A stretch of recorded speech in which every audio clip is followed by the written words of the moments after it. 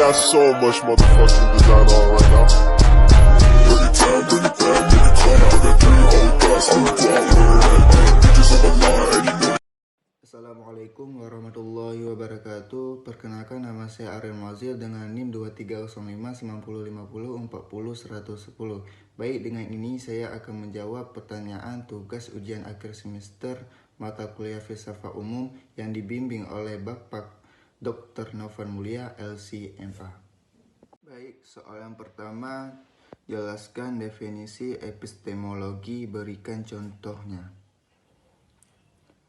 Jadi, epistemologi adalah cabang filsafat yang mempelajari sifat, asal-usul batasan, dan validitas pengetahuan secara khusus.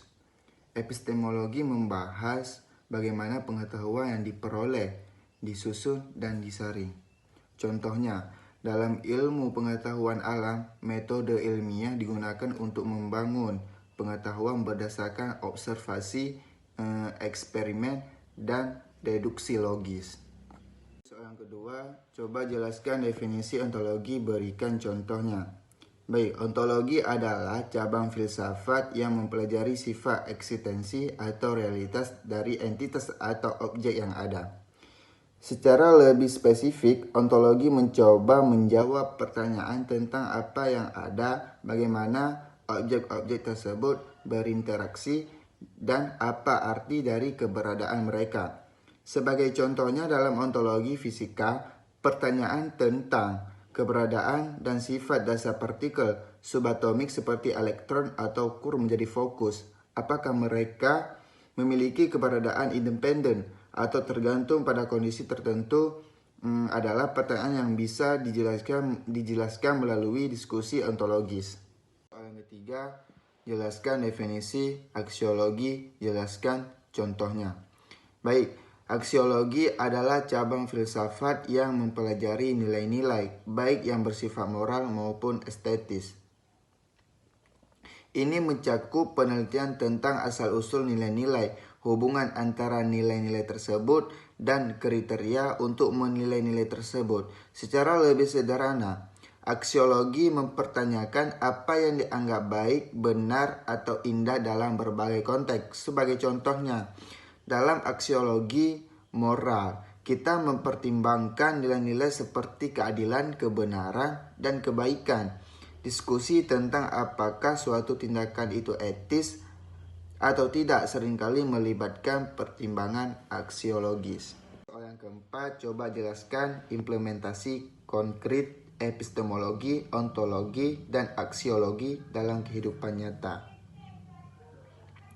Baik, epistemologi dalam kehidupan sehari-hari, epistemologi mempengaruhi bagaimana kita memperoleh pengetahuan dan memahami dunia di sekitar kita. Misalnya, ketika kita belajar atau mencari informasi baru, kita menggunakan metode-metode seperti observasi, percobaan, atau penalaran logis yang sesuai dengan prinsip-prinsip epistemologi.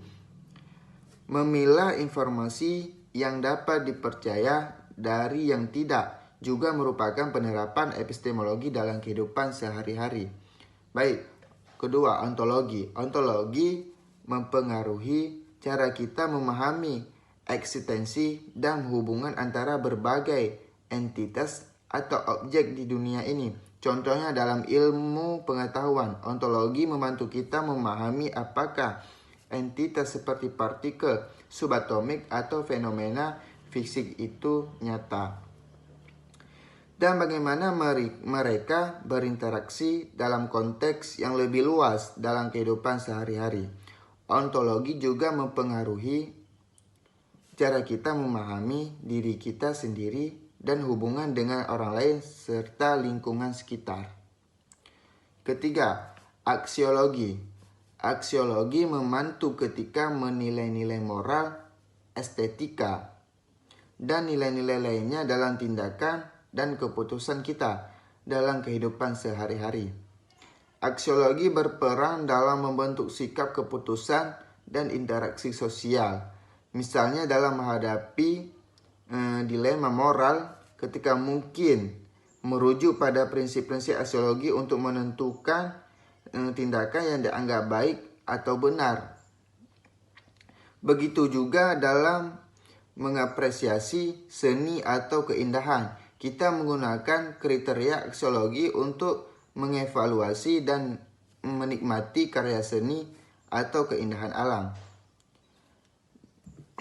Dengan menerapkan prinsip-prinsip epistemologi, ontologi, dan aksiologi dalam kehidupan sehari-hari, kita dapat memperoleh pemahaman yang lebih dalam tentang dunia, membuat keputusan yang lebih terinformasi dalam membangun hubungan yang baik dengan orang lain dan lingkungan sekitar kita. Yang kelima, apa manfaat belajar filsafat yang kamu rasakan? Baik, manfaat belajar filsafat menurut pengalaman saya. Yang pertama, kita bisa berpikir secara kritis. Belajar filsafat melatih kemampuan berpikir kritis dalam menilai argumen, menganalisis masalah kompleks, dan mengembangkan alasan yang kuat. Yang kedua, pemahaman yang mendalam. Studi filsafat membantu untuk memahami asal-usul sifat dan implikasi dari konsep-konsep seperti kebenaran, keadilan, kebebasan, dan kebahagiaan. Yang ketiga, refleksi atas nilai-nilai. Filsafat membantu untuk merenungkan dan mengkaji nilai-nilai moral, etika, dan keindahan yang mendasari tindakan dan pandangan hidup. Yang keenam, menurutmu sejauh mana filsafat bisa memberikan manfaat bagi kehidupan manusia? Berikan contohnya. Filsafat memiliki manfaat besar yang signifikan bagi kehidupan manusia. Berikan beberapa contoh untuk konkret bagaimana filsafat dapat memberikan manfaat. Baik, yang pertama, pemecahan masalah etis. Filsafat membantu manusia untuk memikirkan secara mendalam mengenai masalah-masalah etis yang kompleks seperti hak asasi manusia, keadilan sosial, atau dilema moral dalam bidang kedokteran dan teknologi. Contohnya, filsafat bioetika membantu dalam merumuskan pedoman etis untuk perkembangan teknologi medis seperti klinik atau terapi. Kedua, perkembangan hukum dan keadilan. Prinsip-prinsip filsafat mempengaruhi perkembangan hukum dan keadilan dalam masyarakat. Misalnya, filsafat politik membantu dalam merancang sistem pemerintahan yang adil dan efisien. Sementara filsafat hukum membantu dalam memahami dasar-dasar keadilan dalam penegakan hukum. Ketiga, kemajuan ilmiah dan teknologi. Filsafat ilmu membantu dalam memahami metode ilmiah, logika, penalaran, dan epistemologi yang mendasarkan penemuan dan kemajuan teknologi. Contoh, penerapan filsafat dalam ilmu pengetahuan termasuk debat mengenai realitas objek ilmiah tertentu dan etika penggunaan teknologi baru. 4. Pemikiran kritis dan kebebasan berpikir. Belajar filsafat mengembangkan kemampuan berpikir kritis, evaluatif, dan reflektif yang sangat diperlukan dalam membuat keputusan yang baik dan bertanggung jawab dalam kehidupan sehari-hari. Ini membantu individu untuk menjadi lebih sadar dan terlibat secara intelektual dalam masyarakat. 5. Pemahaman tentang kebahagiaan dan kualitas hidup. Filsafat membantu manusia untuk mempertanyakan dan mencari makna hidup serta memahami faktor-faktor yang berkontribusi pada kebahagiaan dan kualitas hidup yang lebih baik.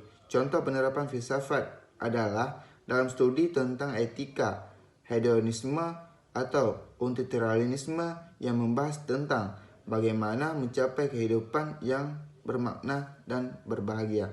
Dengan demikian, filsafat tidak hanya memberikan pemahaman teoritis, tetapi juga berkontribusi nyata dalam membentuk pandangan dunia, sistem nilai, dan praktik sosial yang mempengaruhi kehidupan sosial secara luas.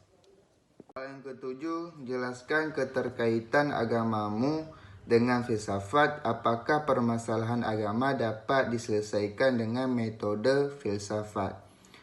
Berikut adalah cara di mana agama dan filsafat berkaitan serta pendekatan filsafat terhadap permasalahan agama. Yang pertama, keterkaitan antara agama dan filsafat. Agama dan filsafat keduanya menyangkut pertanyaan-pertanyaan mendasar tentang eksistensi makna hidup, Moralitas agama seringkali menyediakan kerangka spiritual dan keyakinan tentang realitas yang tinggi, sementara filsafat mencari pemahaman rasional dan analitis terhadap konsep-konsep ini. Yang kedua, metode filsafat dalam memahami agama. Filsafat dapat membantu dalam memahami agama dengan menyediakan alat-alat untuk menganalisis keyakinan, praktik-praktik, dan teks-teks secara kritis. Ini termasuk menilai konsistensi internal, rasionalitas, dan relevansi dari doktrin-doktrin agama. Contoh metode filsafat yang digunakan adalah analisis logis terhadap konsep teologi seperti eksistensi Tuhan atau masalah kejahatan dalam teologi. Yang ketiga, penyelesaian permasalahan agama dengan filsafat. Filsafat tidak selalu bertujuan untuk menyelesaikan permasalahan agama dalam arti tradisional, tetapi dapat membantu dalam menyediakan kerangka untuk mendiskusikan dan memahami berbagai perspektif agama. Misalnya, filsafat etika dalam memberikan kerangka untuk memahami dan mempertimbangkan argumen-argumen moral dalam konteks keyakinan agama. 4. Batasan dan tantangan.